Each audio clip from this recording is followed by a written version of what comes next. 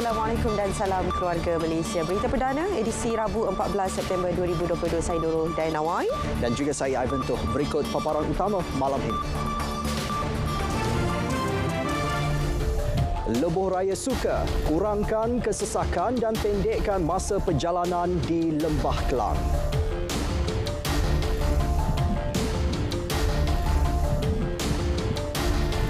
Semua agensi dan pasukan penyelamat bersedia hadapi musim tengkujuh.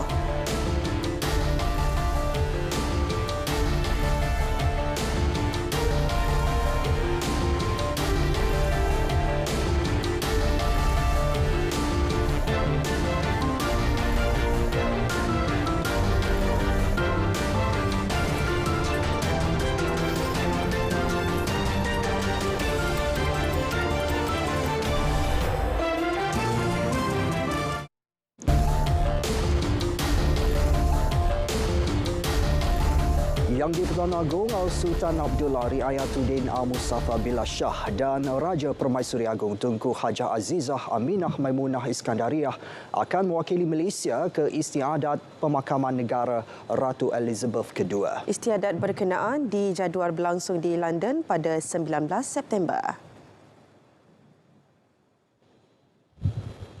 Ya, untuk state funeral mendiang Queen, Malaysia akan diwakili oleh Kebawah Duli Yang Maha Mulia Seri Paduka Baginda Yang di-Pertuan Agong dan Raja Permaisuri Agong. Baginda berdua dijangka berangkat ke United Kingdom Isnin ini. Kesesakan jalan raya di bahagian timur ibu negara bakal dikurangkan dengan pembukaan lebuh raya bertingkat Sungai Besi Ulu Klang Suka. Pengumuman pembukaan fasa pertama Suka kepada orang awam yang bermula dari Persimpangan Ceras ke Kajang hingga Persimpangan Bukit Antarabangsa itu bakal diumum Menteri Kanan Kerja Raya esok. Laporan wartawan Vimala Kasturi Virasami.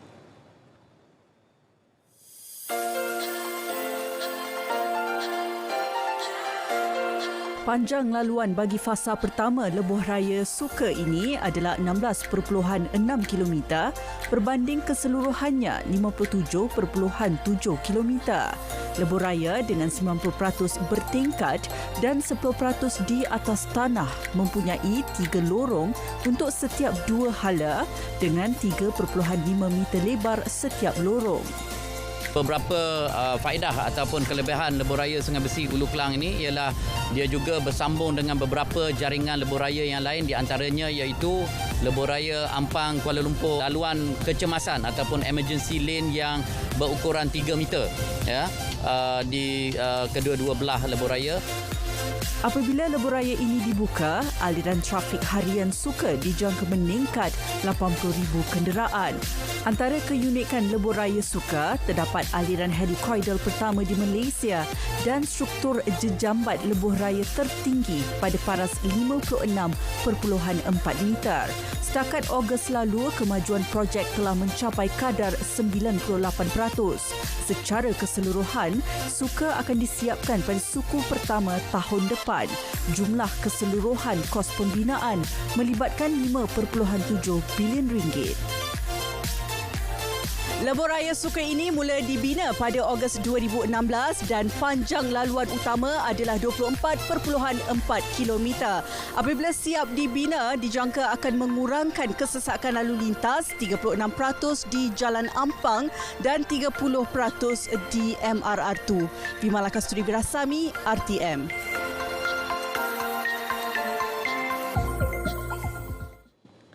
Fenomena air pasang dijangka berlaku selama 3 hari mulai malam ini di Batu Pahat, Johor. Penduduk setempat diminta berwaspada kerana situasi itu boleh mengakibatkan banjir.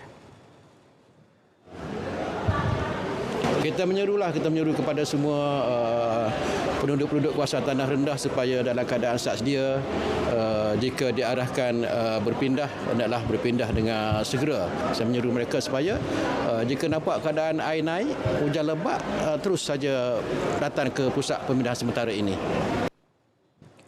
Hujan lebat awal pagi tadi mengakibatkan banjir kilat dengan paras air mencecah 1 meter di beberapa kawasan sekitar Batu Pahat, termasuk Pekan Sri Gading, Kampung Sri Gading, Kampung Sekuang dan Kampung Baru Sri Gading.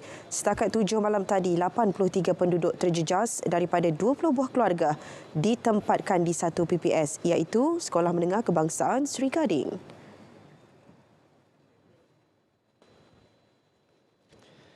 Banjir di Miri pula menyaksikan kawasan terjejas berkurangan daripada 25 kepada 24 kawasan setakat petang tadi. Sekolah yang terjejas pula kekal 19 buah sekolah. Setakat ini tiada pusat pemindahan sementara dibuka.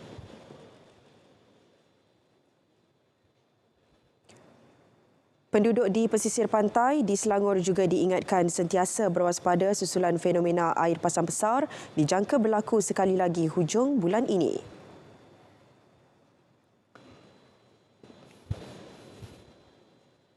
Pada hujung bulan ni kita ada lagi 27, 28, 29 air pasang besar dan juga saranan masih yang sama supaya dapat berpindah di peringkat awal, yang mana kita dapat makluman awal dan juga dapat sign awal sekiranya berlaku banjir yang besar. Jadi kita akan buat perpindahan. Jadi sebelum buat perpindahan yang besar, kita boleh move on lah.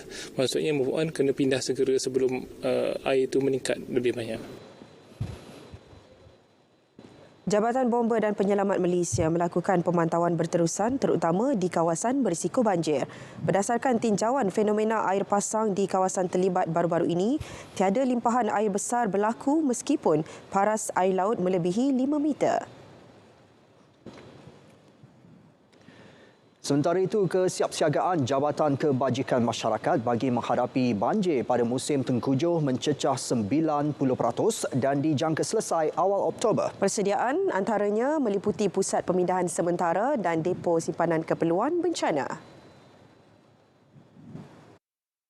Dari segi sukarelawan pun kita dah ada senarai-senarai nama sukarelawan ini, namun kita masih lagi memerlukan penyertaan lebih ramai lagi sukarelawan-sukarelawan. Sebab sukarelawan ni dia bukan hanya mendaftar je, tapi kita akan bagi mereka taklimat.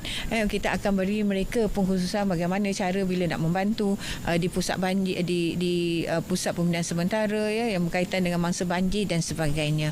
Jadi itu masih lagi kita jalankan, kita masih lagi melaksanakan dengan kerjasama dengan pihak-pihak yang tertentu. Dalam pada itu, Angkatan Tentera Malaysia ATM juga telah bersedia mengatur gerak anggota dan asetnya untuk membantu menghadapi banjir di seluruh negara. Kepimpinan ATM dan Mendas terlibat secara langsung dalam jawatan kuasa yang diperkongsikan oleh Yang Amat Berhormat Perdana Menteri sendiri. Dan apa jua arahan yang diturunkan oleh jawatan kuasa peringkat nasional ini, kita tak pernah tolak pun. Kalau bencana di peringkat baling pun kita boleh bina jambatan beli dalam masa 1 hari. Bayangkan kalau sekiranya kita diminta untuk membantu, kalau nauzubillah berdepan dengan bencana pada bulan-bulan yang akan datang. Itu biasa, tak ada masalah. JBPM Perak pula memperkenal SOP terbaru bagi pegawai dan anggotanya yang sedang bercuti atau berada di luar kawasan menjelang musim tengkujuh. Pegawai dan anggota berkenaan diminta segera hadir ke kawasan bencana yang berdekatan dengan lokasi semasa mereka berada mengikut dalam masa yang ditetapkan. Langkah itu bertujuan mempercepat operasi mencari dan menyelamat. Berada di kampung di Kulim umpamanya dengan jarak 200 km bermakna dalam masa 1 jam dia kena berada di bumi Ipoh ini untuk membantu menangani. Pasca banjir di Baling, Menteri Besar Kedah Datuk Seri Muhammad Sanusi Makno berkata proses pengambilan tanah untuk memindahkan 17 buah rumah dalam zon kuning di sepanjang jajaran Sungai Kupang telah bermula. Pemindahan dibuat memandangkan rumah-rumah dalam kawasan berkenaan berisiko jika berlaku banjir sekali lagi. Tindakan itu melegakan kebimbangan penduduk, lebih-lebih lagi setiap kali hujan lebat. Mengenai Jabatan Beli yang rosak akibat banjir terbaru pada 6 September lalu, Datuk Seri Muhammad berkata, Jabatan Kerja Raya telah diarah segera membaiki infrastruktur itu. Ketinggiannya juga akan dinaikkan 1 meter daripada paras sedia ada bagi mengelak sampah dan kayu tersangkut di jambatan berkenaan hingga mengakibatkan aliran air terganggu ketika banjir.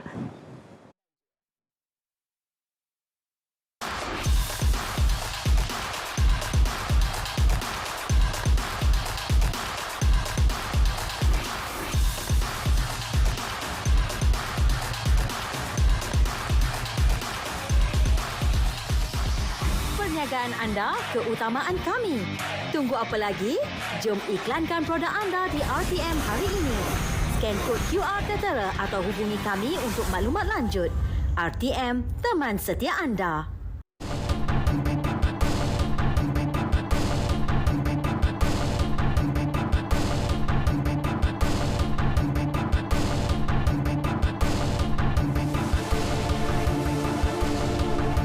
Pasaran hartanah tempatan merekodkan lebih 188,000 transaksi bernilai 84 bilion ringgit bagi separuh pertama tahun ini.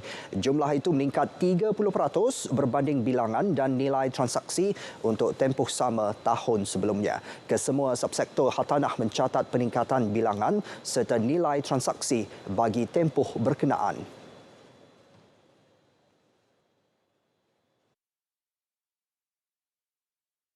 Subsektor kediaman terus memacu pasaran dengan menguasai lebih 60% daripada bilangan keseluruhan transaksi dan hampir 54% daripada keseluruhan nilai transaksi.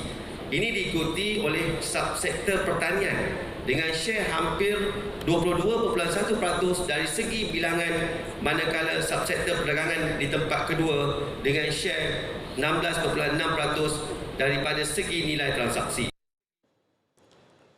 Bagaimanapun jelasnya, segmen pelancaran kediaman baharu masih mengekalkan sentimen berhati-hati dengan kadar jualan purata 20.3%. Lebih 10,000 unit baharu dilancarkan pada 6 bulan pertama tahun ini berbanding lebih 31,000 unit tahun lepas.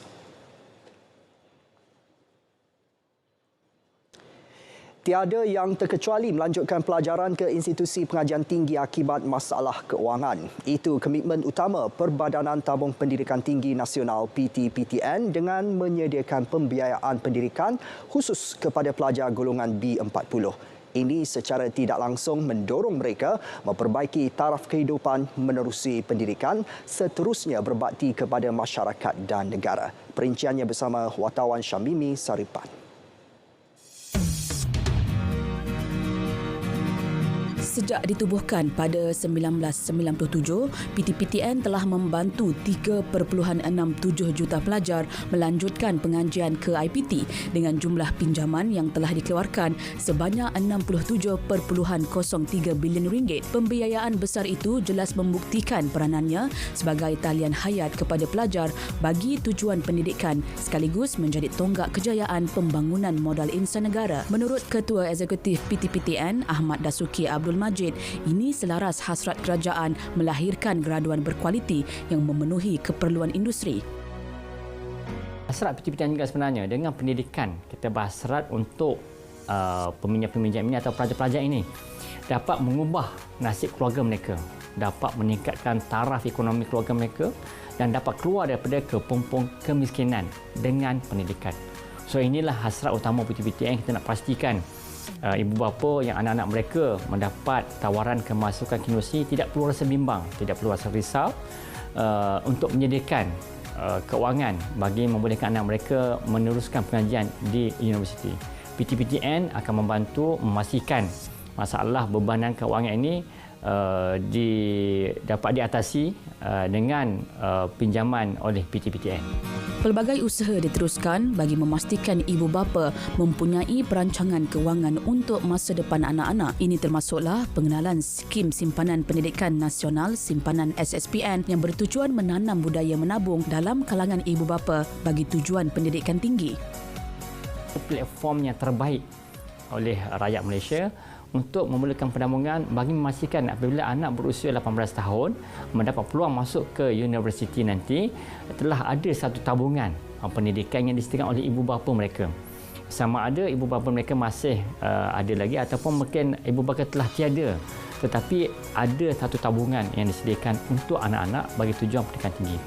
So inilah kita nak harapkan sokongan kepada rakyat Malaysia melihat aspek penabungan yang cuba dibawakan oleh PTPTN sebagai salah satu agenda untuk memertabatkan ekonomi keluarga.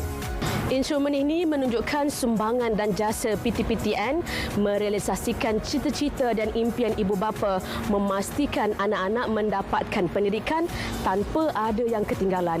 Untuk itu, manfaatkan sepenuhnya pembiayaan PTPTN demi mendukung kemajuan pendidikan tinggi negara. Syamimi Saripan, RTM.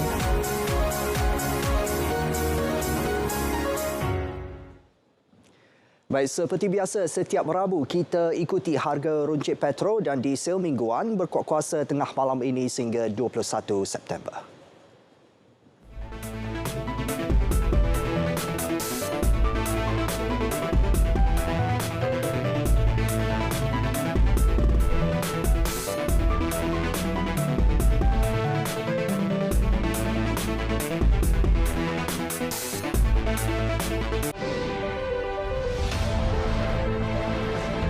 Himpunan peristiwa, kisah suka duka, konflik antarabangsa. Terkini kami rangkumkan secara komprehensif terus ke kaca TV anda. Saksikan berita dunia Isnin hingga Jumaat 11 malam di TV1 dan saluran berita RTM.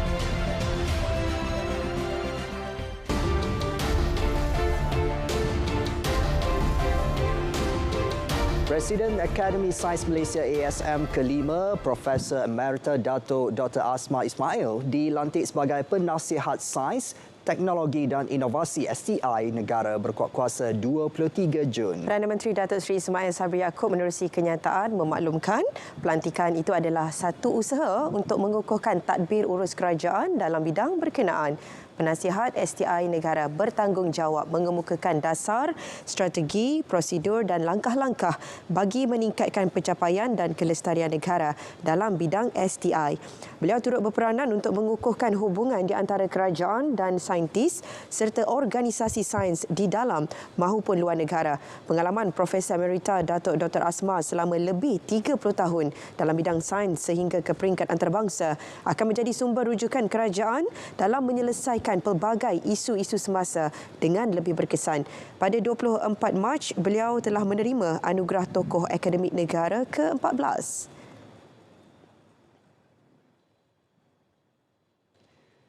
Batik, warisan kebanggaan negara yang wajar dimartabat.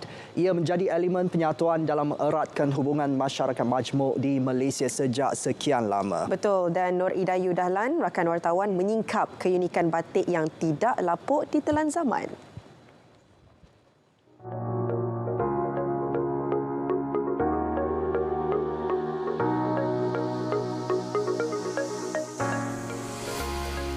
Batik bukan sekadar seni kraftangan dengan nilai estetika tinggi. Malah, motif yang dizahirkan ibarat identiti dan budaya rakyat Malaysia.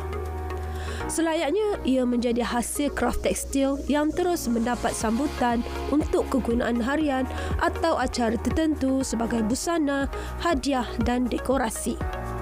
Menariknya, batik digemari segenap lapisan masyarakat tanpa mengira bangsa dan taraf hidup. Batik untuk semua. Batik untuk seluruh keluarga Malaysia. Jadi batik ni bukan saja dipakai oleh masyarakat ataupun oleh kaum Melayu, tetapi batik juga sesuai dipakai oleh berbagai kaum, kaum Cina, kaum India dan kaum yang berbilang kaum di Malaysia, di mana dari segi penghasilan mereka corak tu sendiri, penghasilan motif tu sendiri boleh memberi identiti kepada satu-satu kaum.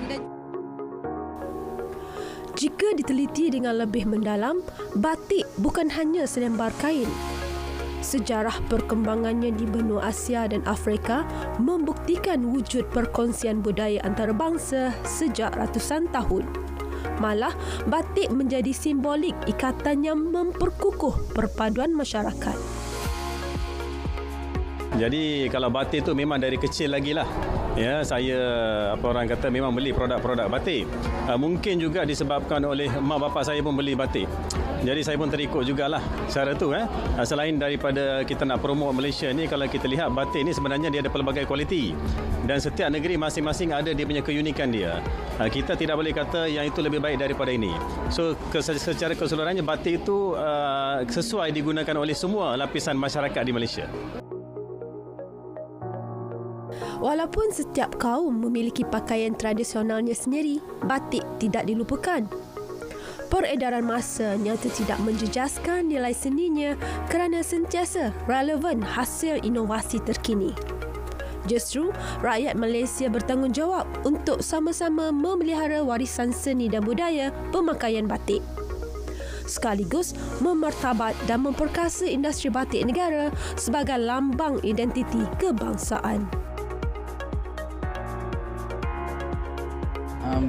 Generasi kedua lah dalam hasilan produk batik ni setelah mak bapak saya. Jadi saya minat saya utamanya sebab mak ayah saya lah. Dan masa yang sama saya tengok batik ini boleh dikomersialkan untuk tambah pendapatan semua. Sebenarnya untuk nak menggalakkan pemakaian batik di kalangan masyarakat, sebab kita di Kraft Tangan Malaysia, kita mempunyai pereka dalaman pereka dalaman yang menghasilkan rekat-rekat baru batik. Di samping itu mereka juga mengenakan rekat-rekat batik ini mengikut potongan ataupun pola pemakaian batik mengikut umur. Bermakna batik ini bukan sahaja dipakai oleh orang golongan dewasa, tetapi sesuai dipakai oleh kanak-kanak, remaja sehinggalah orang dewasa lah. Untuk kita nak menyemarakkan lagi, kita nak seluruh masyarakat Malaysia ni, keluarga Malaysia ni memakai batik Malaysia. Semoga mutiara berharga seperti seni batik yang menjadi identiti bangsa dan warisan merdeka ini terus terpelihara dan tidak dilupakan oleh generasi akan datang. Sekaligus dihormati di peringkat antarabangsa. Nur Ida Dahlan, RTM.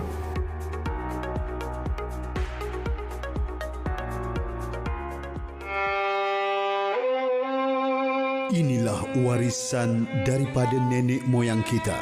Tanah bertuah dengan hasil bumi serta limpahan rahmat untuk kita nikmati. Kenikmatan yang terwujud dari hati, toleransi, keprihatinan dan kasih sayang kita sesama warga. Ini warisan yang kita akan jaga dan pelihara sebagai keluarga Malaysia. Raikannya.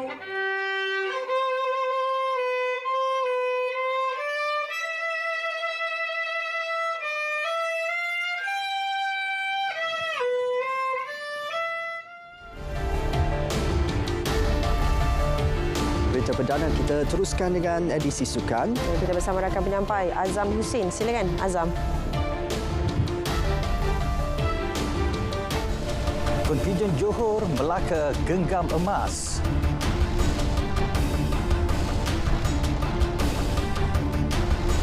Wai Ching mahu tawan Empire State kali kedua.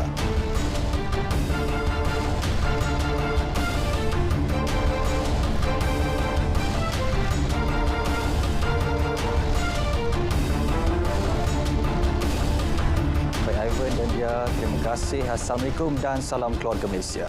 Kita mulakan dengan Sukan Malaysia Sukma edisi ke-20. Kontingen Johor memulakan tamasya kali ini dengan cemerlang apabila memenangi 2 pingat emas dalam acara berbasikal siang tadi. Siti Nur Adibah Akbar Muhammad Fuad menamatkan penantiannya selama 8 tahun apabila menjuarai acara 30 km ujian masa individu wanita. Manakala pelumba kebangsaan Nur Aiman Rosli pula mempertahankan gelaran tersebut bagi kategori lelaki. Lebih manis atlet berusia 23 tahun itu berjaya meraih emas pertama bagi edisi kali ini menerusi acara ujian masa individu wanita di Bandar Sri Sendayan, Negeri Sembilan. Siti Nur Adibah yang juga pemegang pingat perak Sukan Si Hanoi mempamerkan kayuhan bertenaga sejauh 29.7 km untuk muncul juara dengan catatan 44 minit dan 25.801 saat. Catatan itu juga merupakan yang terbaik pernah dilakukannya sepanjang 4 edisi penyertaan bermula sejak tamasya di Pahang pada 2012. Pingat perak acara tersebut dimenangi seorang lagi pelumba negara, Nyo Chi Hui, yang mewakili Perak, manakala pelumba Terengganu, Siti Nur Alia Mansur pula meraih gangsa.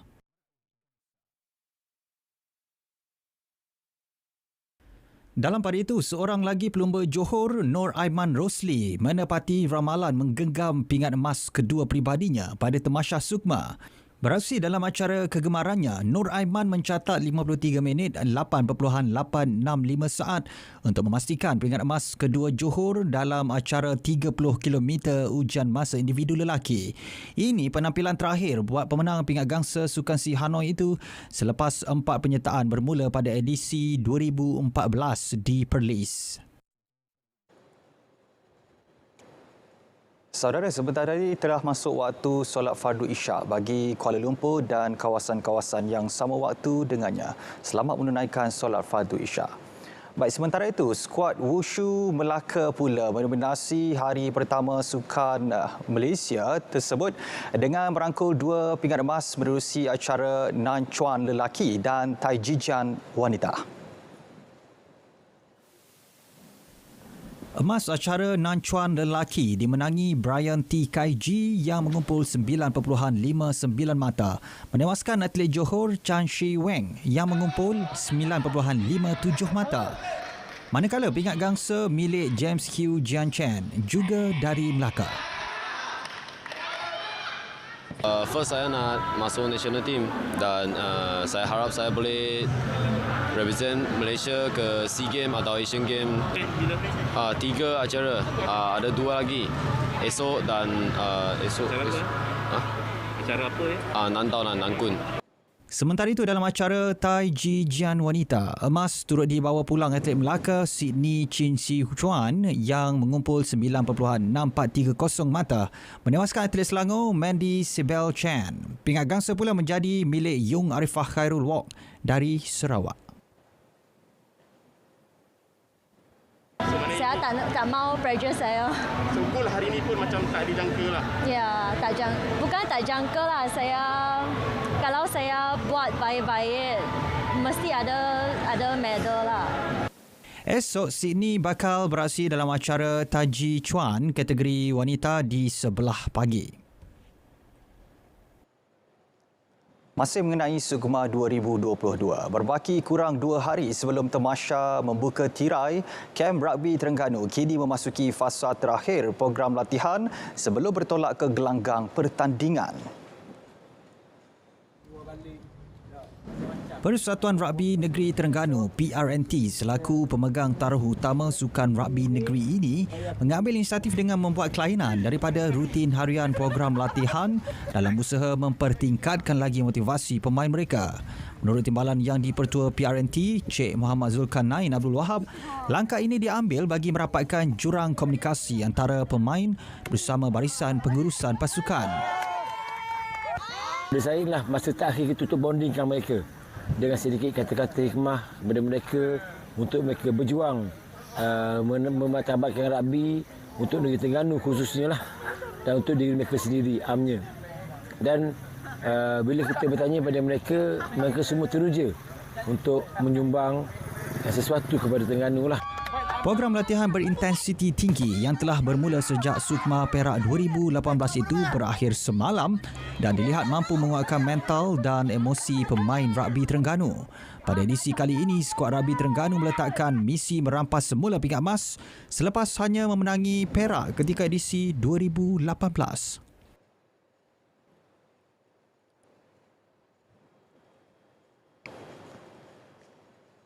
Baik, dan berikut kedudukan pingat semasa Sukma ke-20 yang berlangsung ketika ini.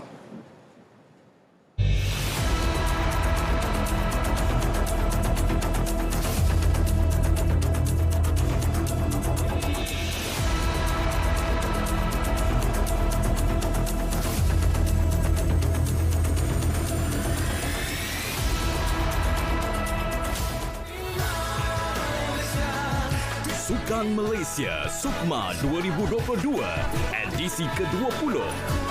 Segala perkembangan dan aksi atlet-atlet dari setiap negeri dibawakan untuk anda sepanjang 9 hari kejohanan dalam laporan harian pagi 9 pagi dan laporan harian petang 3 petang di saluran OK dan saluran sukan RTM. Juga boleh disaksikan secara penstriman langsung di RTM Click.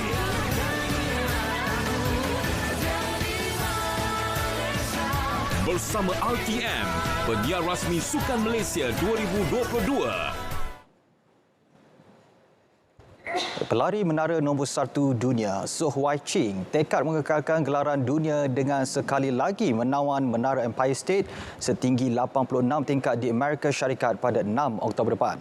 Atlet berusia 27 tahun itu turut menetapkan sasaran mencatat masa 10 minit 15 saat sekaligus memadam rekod peribadi 10 minit 46 saat dicatatnya tahun lalu.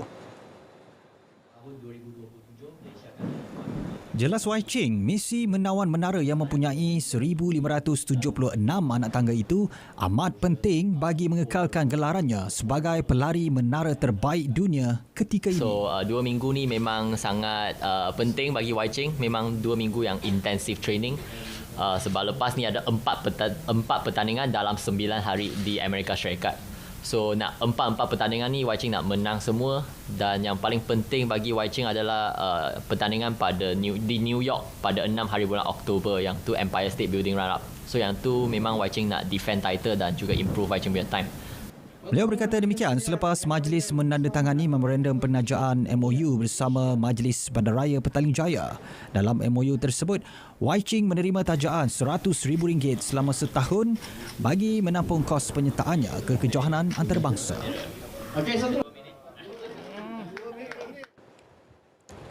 Beralih ke perkembangan badminton, saingan Purple League Professional 2022 akan kembali membuka tirainya di Shah Alam awal Oktober depan dengan 120 pemain akan berentak memburu gelaran juara. Ketua Pegawai Operasi Purple League, Ho Hek Mong berkata, saingan ini sekali lagi membuka peluang buat pemain dari kelab tempatan membuktikan kemampuan diri masing-masing. Menurut Hek Mong lagi, saingan Purple League kali ini turut menampilkan kelainan apabila 4 kelab profesional dari negara luar iaitu Indonesia, Singapura, Thailand dan Vietnam turut menyertainya.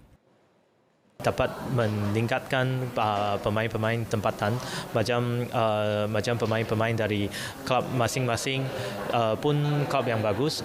Mereka harus membiayai kos yang cukup tinggi untuk keluar negara untuk bermain dengan pemain-pemain negara lain. Dengan kompetisi ini kita dapat mendapatkan pemain dari luar negara, dan itu juga semua pemain utama dari negara masing-masing. Beliau menyatakan perkara itu selepas cabutan undian peringkat kumpulan saingan berkenaan. Antara kelab profesional dari Malaysia yang sekali lagi menjadi pilihan pada musim ini adalah Ampang Jaya Badminton Club, Serdang Badminton Club dan Petaling Badminton Club. Saingan bola sepak kelayakan Piala Asia B20 2023. Skuad negara berjaya meraih satu mata pada aksi pembukaan kumpulan E dengan melakar keputusan seri 1-1 menentang tuan rumah Mongolia. Beraksi di Stadium MFF Ulaanbaatar, skuad kendalian Hassan Sazali waras pada mulanya ketinggalan 0-1 pada minit ke-24 selepas Mongolia dihadiahkan sepakan penalti. Ia berpunca selepas bola terkena tangan Faiz Amir dalam kotak penalti skuad negara. Bagaimanapun, Malaysia berjaya menyamakan kedudukan 1-1 di babak kedua. Gol tersebut berpunca daripada gerakan dan umpanan Najmuddin Akmal yang berjaya disudahkan dengan rembatan leret Alif Izwan Yuslan pada minit ke-54. Keputusan itu menyaksikan Malaysia kini berada di tangga kedua di belakang Korea Selatan yang merekodkan kemenangan ke atas Sri Lanka. Baik, paparan itu mengakhiri edisi Sukan 14 September 2022. Saudara saksikan kegemilangan Sukan Malaysia Sukma ke-20 bermula Jumaat ini. Hanya di RTM sebagai rakan penyiar rasmi #Demi Malaysia. Saya Azamul Hussein. Dengan itu, Assalamualaikum dan salam sukan untuk semua.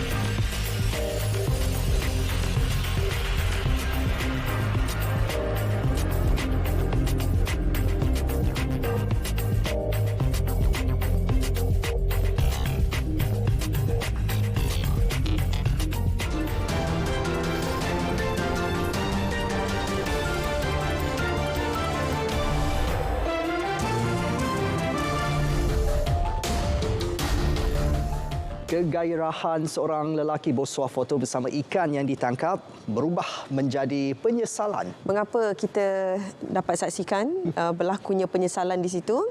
Kita tengok dan tonton hashtag malam ini. Ya. Niat untuk melepaskan semula ikan ke dalam laut, namun secara tidak sengaja terlempar pula telefon bimbit. Itu yang terjadi kepada seorang lelaki, mungkin kerana terlalu gembira bersuah foto dengan ikan yang ditangkap. Terpacau wajah penyesalan ketika telefon bimbit terlepas daripada genggamannya. Video tersebut tular dan mendapat 12.5 juta tontonan dan 140,000 tanda suka. Di Connecticut, Amerika Syarikat, seekor beruang hitam menjadi tetamu tidak diundang apabila hadir ke sebuah parti hari jadi kanak-kanak berusia 2 tahun. Beruang hitam itu memasuki halaman belakang dari hutan berhampiran dan terus menjamu kek cawan ketika tetamu lain bergegas masuk ke dalam rumah kerana ketakutan. Selesai menjamu selera, haiwan tersebut meninggalkan kawasan berkenaan tanpa bertindak agresif. Dan ini pula penemuan makhluk laut misteri Blue Goo di Laut Caribbean mengundang persoalan dalam kalangan saintis. Makhluk berwarna biru lusuh itu kelihatan seperti karang lembut. Namun ia bukanlah batu dan dia dilihat mempunyai ketolan-ketolan kecil di seluruh permukaannya. Sampel haiwan aneh itu dikumpul dan dirujuk kepada pakar. Excellent. We're glad to hear it. Bantuan khas keuangan bagi tahun 2023 dibayar kepada anggota perkhidmatan awam grade 56 ke bawah berjumlah RM700 dan RM350 bagi pesara kerajaan dan veteran tidak berpencen yang akan diberi pada Januari 2023.